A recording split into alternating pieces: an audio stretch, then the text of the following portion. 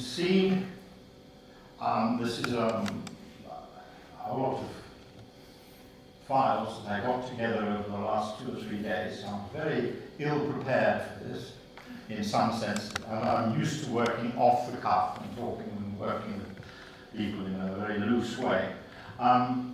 Greg, if you can, special effects, okay, how did I get into this business? My parents were sculptors. I went to art school in Guildford School of Art and the City of Guild School of Art in Kennington. My sculpture master at Guildford was a man called Michael Rosello. You won't know it, but probably some of the coins that you used to handle 20 years ago were sculpted by him. So Michael Rosello also used to do heads for Madame Tussauds. And the other gentleman I used to regard as the professor was Serge Urievich, who was a disciple to Rodin and responsible for the Rodin Museum in Paris, in Les Invalides.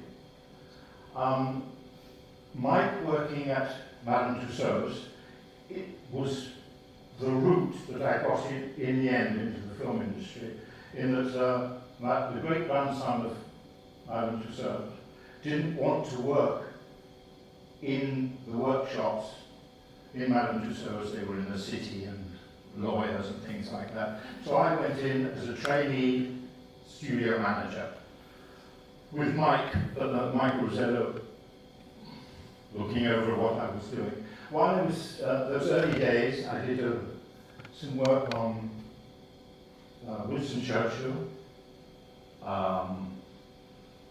Oh dear, the other ones, Audrey Hepburn, these kind of characters, did about 5 or 6 principal characters there.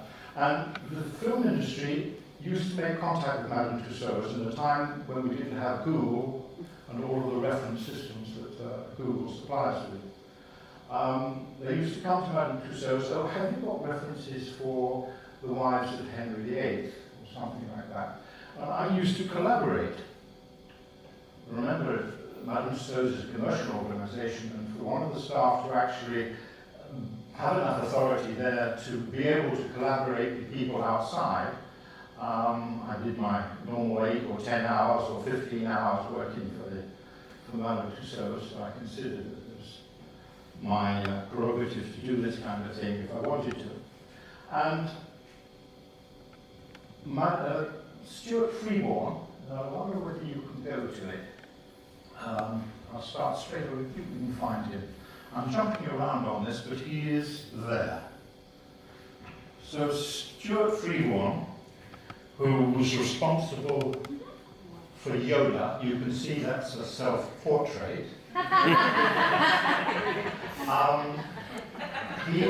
He did the film 2001, so the mechanics inside Yoda are, in principle, the mechanics of the monkeys in 2001. And Jabberwocky in the Star Wars with Peter Mayhew, who sadly we lost only 2 or 3 weeks ago. The mask that he was wearing was really a replica of what Stuart and I made for 2001.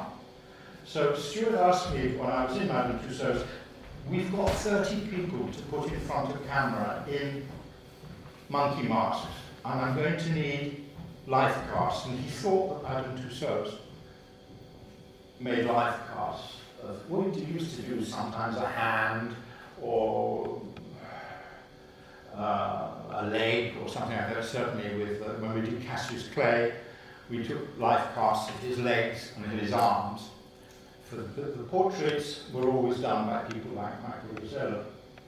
So he said, oh, could you join us for a while? While talking to him, he was thinking about getting visuals out for 2001, and we'll go back to This one, that's it. And then we're going to show the two to the side. So that was the first visual of Australopithecus. Don't forget that Phil Leakey found these bones in Kenya, and he wasn't a graphic artist, he was a, what do you call somebody who gets up anthropologist. So this was something that was done by my mother. Stuart met her, and it was through this that he said, do you know anybody who can do some sculpture and some visuals? I said, well, my mother and Margaret Ray. And I'll come to that in a moment. This was the first visual. Let's go right over to that one.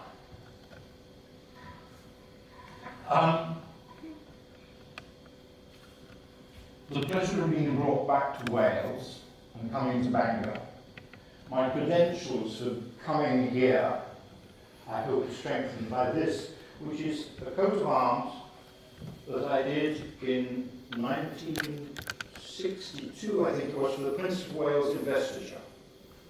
So that's my mother and on the left there, and a colleague of her, Margaret Ray, and the piece of sculpture that we did for the Prince of Wales investiture, including the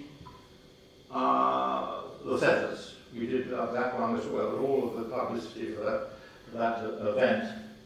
These were visible all the time. Going back to Stuart, he asked me to join in 2001 for a few weeks. I got permission to sabbatical from Madame Tussauds, and after 20 months working on the 8 sequence, really I didn't want to go back to Madame Tussauds. I was hooked. The film I did immediately after 2001 was 14 months. Stuart and myself alone, developing the 8 masks, and then about 5 months with a crew of about 20-25 people that we trained up in all the different aspects of making the mask. Now I'm a tiny bit lost.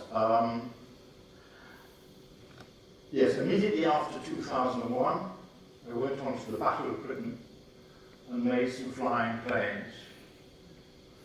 400 of them. So the planes that you see in the Battle of Britain are the first attempt at having radio-controlled flying models on film. And you see when they crash or we blew a wing off, they would do a thing like the seed from a tree. I think it's yes, and with the tree, the spiral, the spear of the tree that always. Sycamore. Sycamore.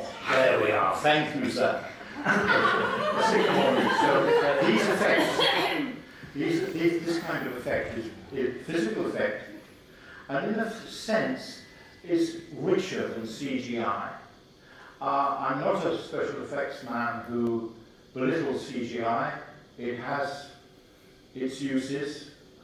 Thank goodness that the likes of Spielberg and Lucas are leaning back towards physical effects, and you get some things for free when you do effects physically. Now let's show that one on the top left, if you can get to it.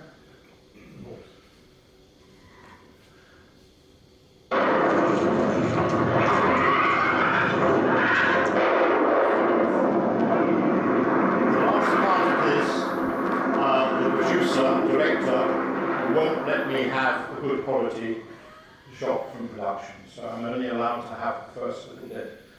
Now that was a shot in Pakistan in 1969 or 1970. I was there for nearly a year, and that is a purely physical effect. Why the producer started the film when he had budgets of 20 or 30,000 pounds to do that effect with hydraulics and God knows what, and to do it in the studio in England, when that was probably half his budget. And this one, if you now go back to where it is, and you get the next frame down.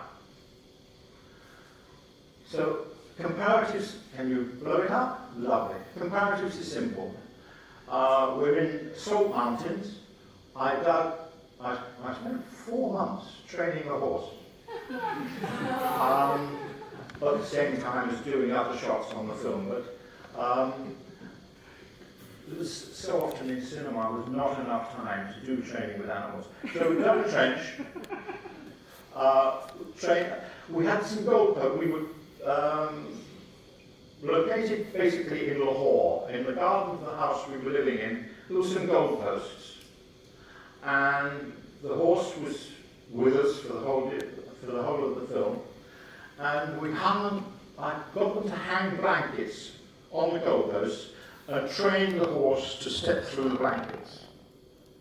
Once we got his trust that he would push through quite fast, you just do it every day a little bit more, to push through the blankets. That's really the whole half the battle. Then we made a blanket box, and then we got to the point where I could whistle for him, and he would just burst through the blankets. I can't remember whether, I don't think we dug a trench in Lahore, because Lahore is all sand from the Ganges River, so it's all fine sand, so it wouldn't have stayed together. And, if I remember, we just dug a trench in the Salt Mountains, did some steps here, and I put, there's the trench, and I put over here, you know, when you get sometimes these reed roll blinds. And so I got one of those, and I cut the strings on half of it. So the rolled lines are all cut in that part. And then in this part, I just put earth here to cover it up. And I stuck on top vermiculite. I don't know whether anybody here knows what vermiculite is. It's a very, very light silica-based material. And that came as packing for all the special effects materials that I shipped to Lahore. And I stuck that on top. And then there's a very, very fine powder, sprinkled that on top. And these are wires that were threaded through this. So I have a strong beam across here. The camera is here, and the wires are stopping these screens from walking forwards. We were shooting with Arriflex cameras with high-speed motors on them, and the camera operators that came from the Lahore film department didn't know that you had to run the camera up to speed. They would just turn it on to 120 frames a second, and did untold damage to the film. In actual fact, the film jammed 2 or 3 times, and when they did the rushes, all of the perforations of the negative were destroyed. As a thing that you don't have that problem now, but they were destroyed, and they had to, with an Oxford printer, reprint every frame and get it straight. So that what you saw coming out of the ground had a lot of post-production on it. Not my fault, but anyway. Now let's go on in order. So that's just one of my first introductions to. Colin, we just want to see that shot quickly again. Yeah. Okay. Now they know.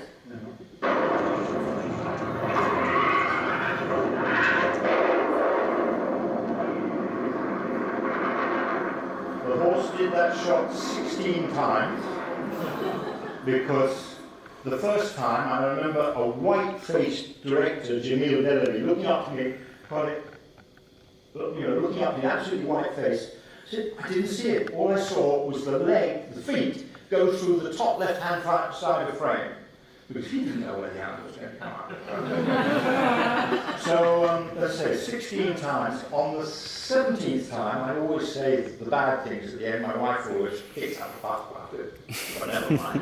On the 16th time, 16th or 17th time, the horse caught his ear on one of the cables, and he cut the side of his ear, and I don't blame him. He would not go down again, and we didn't need to send him down again. We had got shot several times over. So there we are. Now let's go to the alien. Alien. After the Battle of Britain, I went to Spain doing films with Ray Harryhausen. Anybody here who doesn't know who Ray Harryhausen is? You can put your hands up if you don't know him. Right, all right. Well, Ray Harryhausen, there's a book of his here. He is the master of stop motion with little rubber figures with wire inside them. The films of Sinbad and Golden Voyage, Sinbad and the Eye of the Tiger, Clash of the Titans.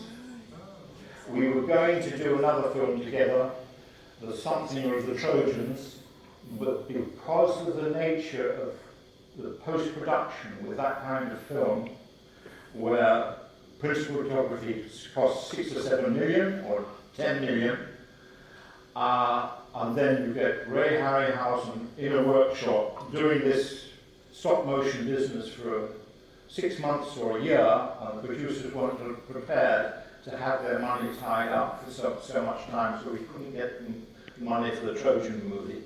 Anyway, Spielberg, Lucas, and the director from the films in New Zealand, Peter Jackson, all worship the ground that he works on. We had a wonderful 90th birthday with this gentleman in the British Film Institute in London. And I was the only guy who worked with him on 3 films from beginning to end. In fact, I was the only common denominator for his last 3 films. Really put on like House on Fire. He was really like a dad to me. He was really a wonderful man.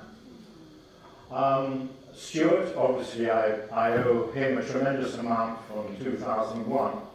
But working with Ray Harryhausen was a real pleasure. His drawings were totally unambiguous. They were, he would have his drawings slipped into the script, and they were a pleasure to sculpt. Obviously, the designs of other art directors, none were quite so perfect as Ray Harryhausen's. You'll see, that makes me want to talk, well, maybe let's go to Geigy. Let's go to Senor Geigy up there. I'm jumping around, sorry. But, the alien. So from working with Ray Harryhausen, one of the characters on one of the films with Ray Harryhausen was a minotaur in Sinbad's Golden Voyage.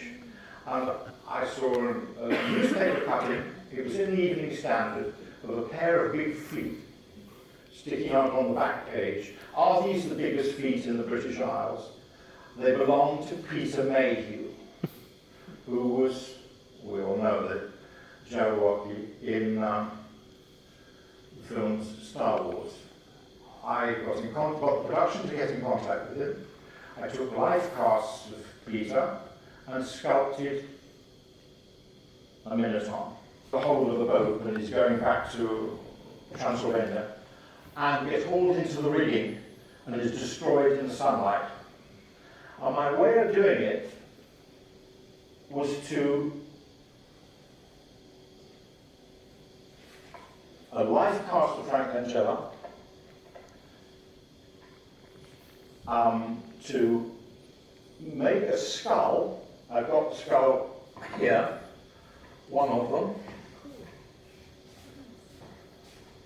That one's was in the fire that I had in my studio, but these skulls, some of them had heating elements inside them. And I learnt to take wax, carnauba wax and paraffin wax in a particular proportion, which I can't remember now, I'd have to experiment again. Put soap with it, melt it, and pour a little bit of cold water into it at the same time as mixing it very, very hard. So I've got a wax foam. And before, the wax is a very slow conductor of heat.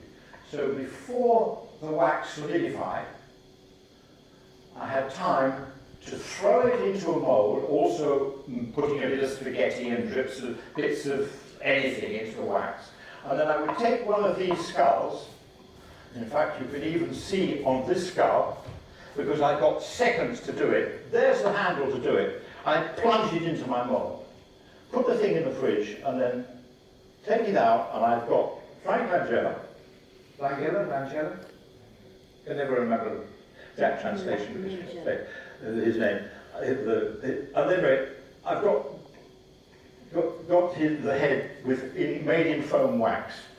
And I made 3, and we got the shot on the first or the second one. But basically, you start to heat the skull up. We put the sails of the boat on the floor, stretched. We put the skull looking straight up camera. I connected the heating elements, so now the thing is getting hot from behind.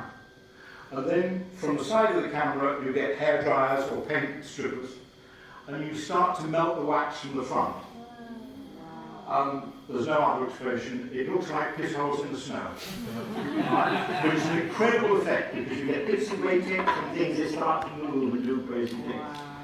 You won't see that shot in the finished Langella film because it was too horrific. But you do see it in, which film was it? Indiana Jones. Indiana Jones. Indiana Jones, thank you. The Raiders of the Lost Ark. The makeup man on that was the makeup man on the Frank Langella film. And he saw how I did this and thought, oh, that's a good idea. So you see that technique used in Raiders of the Lost Ark. The melting Nazi. The melting Nazi. Yeah, the melting Nazi. You'll be pleased about that. It's the electric shock. I put 2,000 volts in it, not 240. Right. So there's a cross-pollination in all of this work. I finished the Frank Langella film and I had to spare one of these. And I'm working on this sequence, and Ridley Scott says, I want to burn him. I want to burn him. And I said, I've got a head of Frank Langella. Put that on the table, and that's what you see burning. There's the head from Frank Langella on the alien. So this is going on all the time. Oh, so cool. Somebody else question? So Eddie? cool.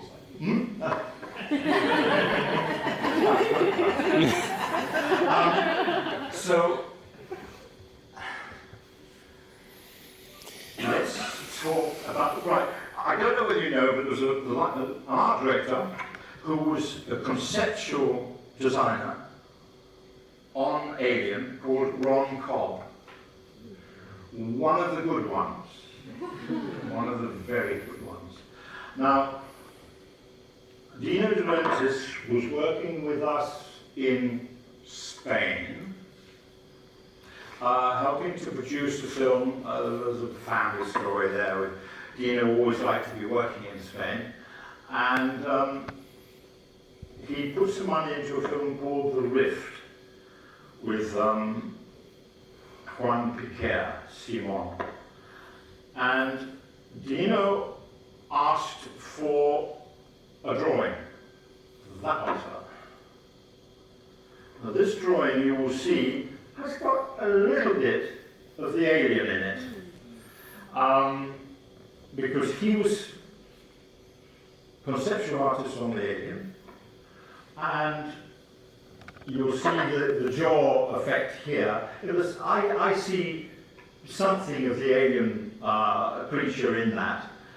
I've since seen a photograph of an undersea fish or something, a deep water fish, and I thought, now I know where you got the idea from. My interpretation of that was, I'm sculpting it just a little bit later on. I'm sculpting it there.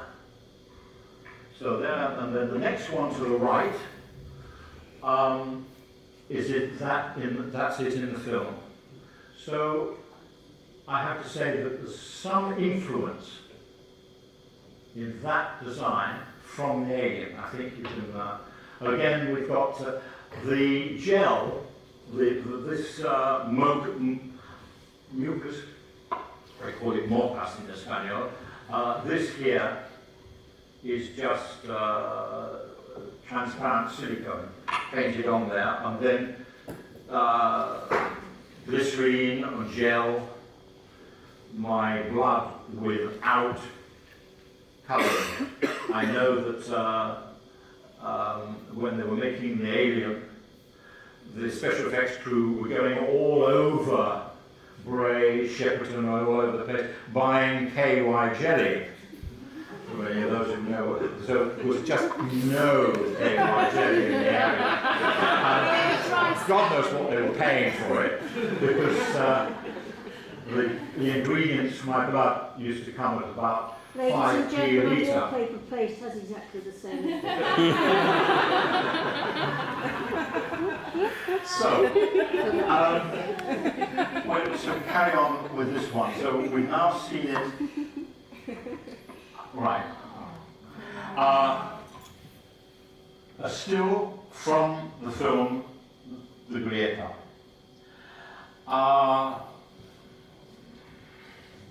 Remember that the brief is special effect, visual effects. So some of you may be learning things about visual effects. This is a really complicated shot to explain.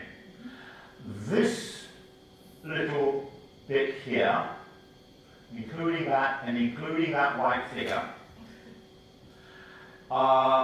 if you're the camera, it's about here. It's not more than a metre or a metre and a half away from camera. This pile of eggs, little ones, is just here. And you're looking through this dark area here. You're looking through, and there's a join somewhere here hidden in the rockwork here. You're looking through a hole in the studio wall. Sorry. And this figure and these figures are about 50 meters away. At least twice the diagonal of this room.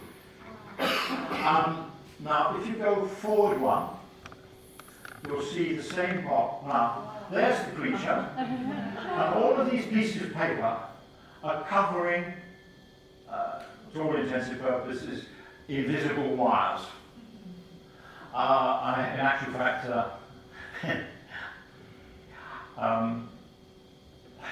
sorry, I could not pronounce the word hilo properly in Spanish, and I always used to say lilo with an L. And the whole production after that would always call a wire a lilo and not an hilo.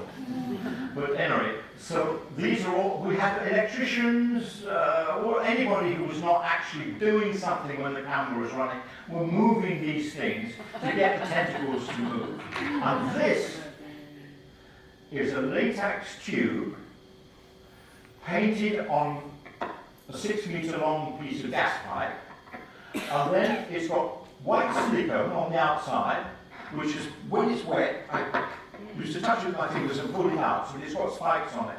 And on the end of it, go back one. Right now, go in close on that bit. Now, right, this is a very lovely piece of sculpture when you see it. And it's in miniature. This little dummy was sitting about here, and this, which went in and out of the hole in the middle of the maquette, I had with compressed air going down the tiny tube. This is just latex, and that bit there weighs maybe 150 grams or less. It's really, really light because the wires couldn't support anything but the minimum weight. And if you design, when you fill that with latex, if you design it properly, and you push air in, even by just blowing down the tube, this thing will go like that. Just when you snapdragon flower, you can just squeeze a snapdragon and it pops open. So we had, I'm sure we had a wire on this figure, standing here. This thing would come in, grab hold of the figure, and then go back into the creature in the ceiling. So you can see all the different disciplines that are involved in this. These are small. I made about that size. I made about 40 of them. They've all disappeared. People just come into the studio, they disappear. So, but anyway, carry on now to the right. To the right once more. Right, there's the eggs. Now those eggs, they're biggies. Right, because they couldn't be solid because it's 40 or 50 kilos of water. But one or two of them are plastic spheres. This is a plastic sphere with nothing in it, so I managed to get a baby into 2 plastic spheres. I don't know what that was. Can you, I don't know how I came about that shape. It may have been another plastic sphere. It looks as though it's just got latex stippled on the outside. Now go on one more, please. Thank you. Great. So that's the baby. Flip it again. Again. Right. This is the baby prepared for the mold.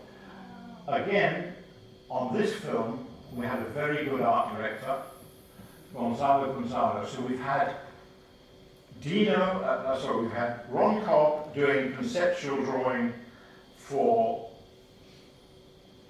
the monster, which indirectly was a guy in a suit walking backwards on the floor.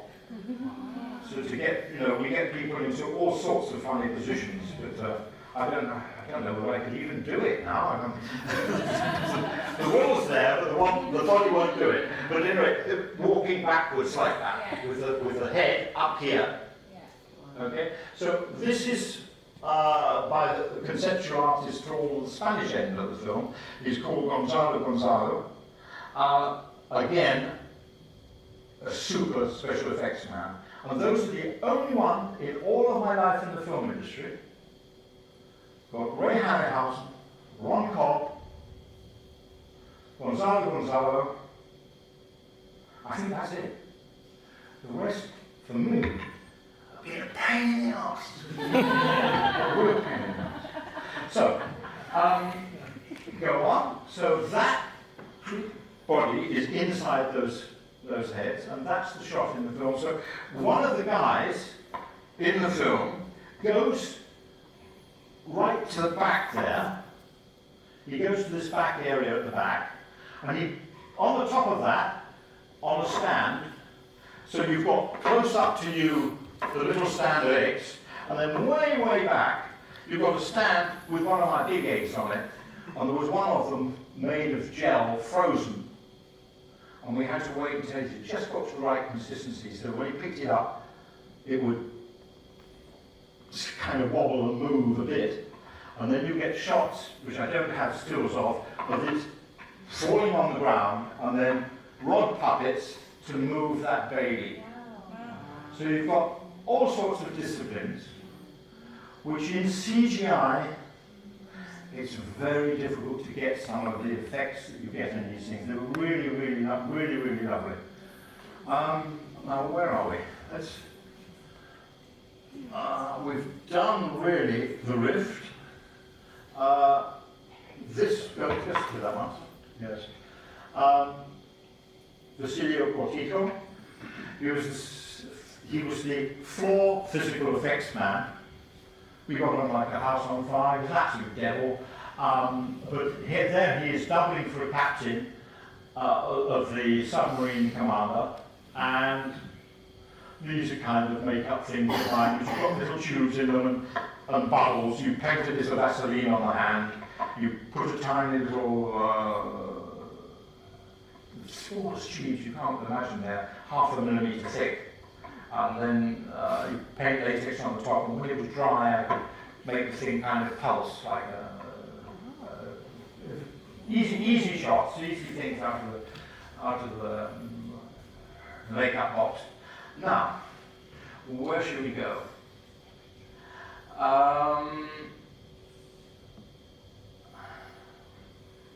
Just go there. I like to do pretty things. This is a mermaid. I had to go like this to my lovely wife over there. She is responsible for the painting. That was painted in Ewhurst in a totally different environment. And if you look, the colour of the sea at the background is the same. Flip a bit more. It was a charming film called The Rift of the English. No, La Cañada de los Ingleses. Cañada de los Ingleses. It's a Spanish film. It's got awards all over the world. This is a legend. It's a Hans Christian Andersen. Yes. And the famous mermaid that is in capital of Denmark. Right. Now, he was inspired when he was in Spain. He went on the classic journey by train to southern Spain, to Malaga. And at that time, anybody English or who was not Catholic, if they happened to die in Spain, they were buried upside down off the Spanish mainland, which meant they were put head down in the beach. And this went on until the 1880s or 1890s. And now, there's a girl who was out there in Malaga. She had TB, and she died there. And before she died, she made friends with the fishermen in Malaga. And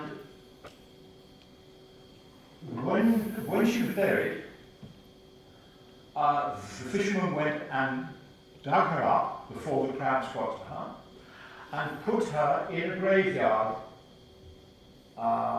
not far from the beach, all covered in seashells. So it's there, you can go and see the graves covered in seashells.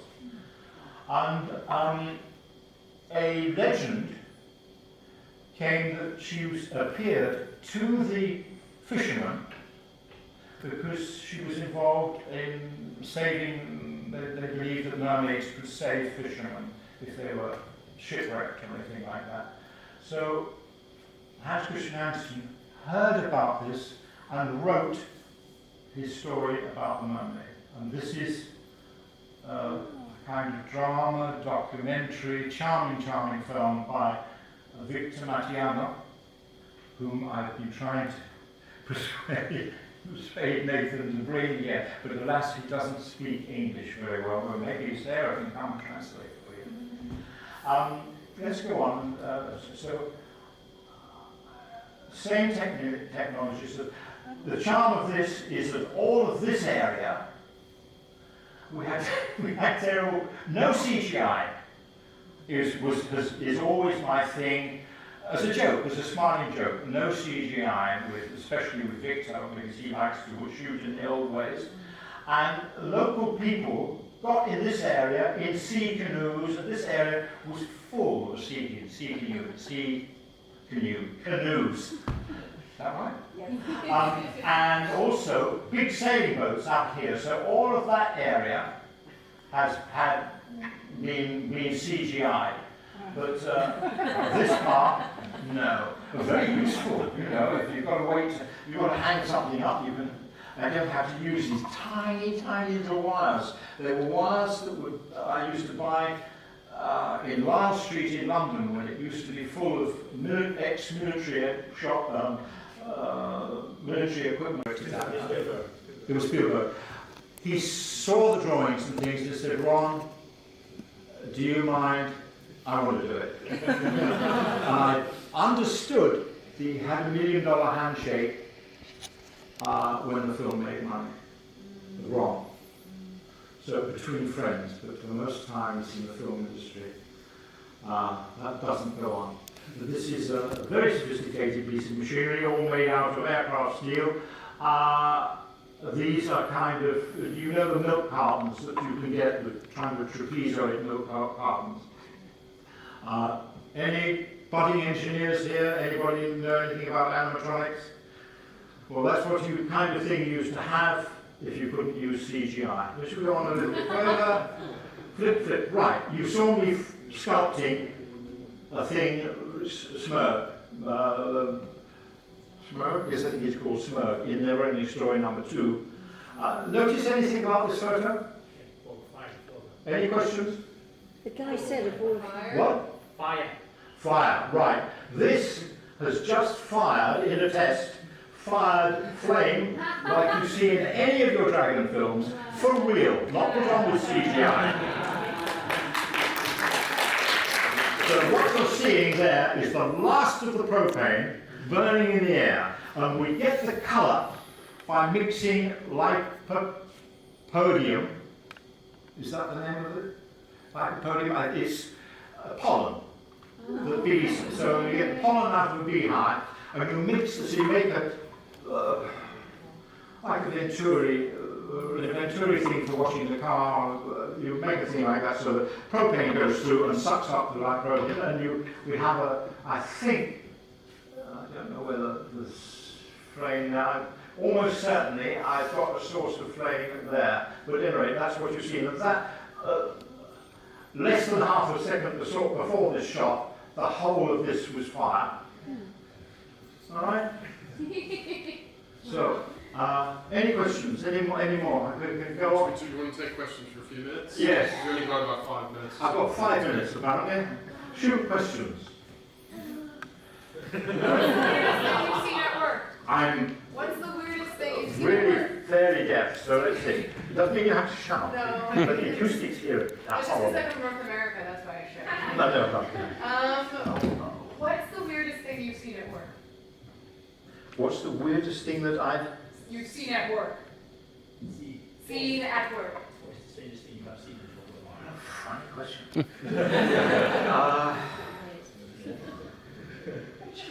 So many. Weirdest. Help. Is it the Queen? The Queen? Yeah, I don't know. What, Queen as in Windsor? Yes. Is she that weird? I don't know. When I asked one of her bodyguards, he said it was her. That's the weirdest thing he's seen at work. When I met Princess Anne. Bodyguards Yeah. at work. No, it was just something I've heard someone say. Queen. Yeah, saying, I don't know, I was thinking. So very funny. Sarah, can you give me a hint? Well, I tell you something, that after a while weird becomes normal and you tend to not notice it. I think that's the main problem. You know, we've got a whole studio full of weird stuff that we take no notice of. But funny things do happen. What about Jonathan Glazer in Sexy Beast? Yes. when he started telling us how to put body makeup on him when he was naked. You did that. There you are. Yes, ma'am. Can you tell us about the models that you made and talk to her? Thank you. In Talk to Her, you'll see it. You've done some homework. She is Lola Flores. There she is. Lovely lady.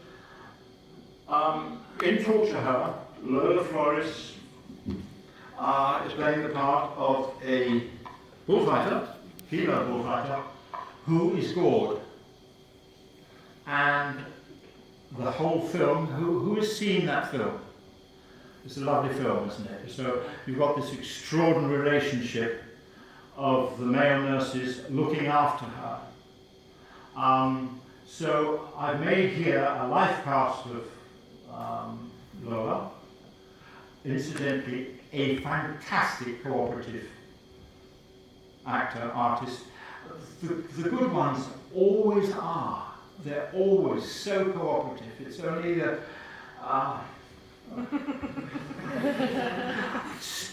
Talk about this. Oh, right, talk about it. So, go one more. You'll see the animatronics for this. No, back one, I think. Oh.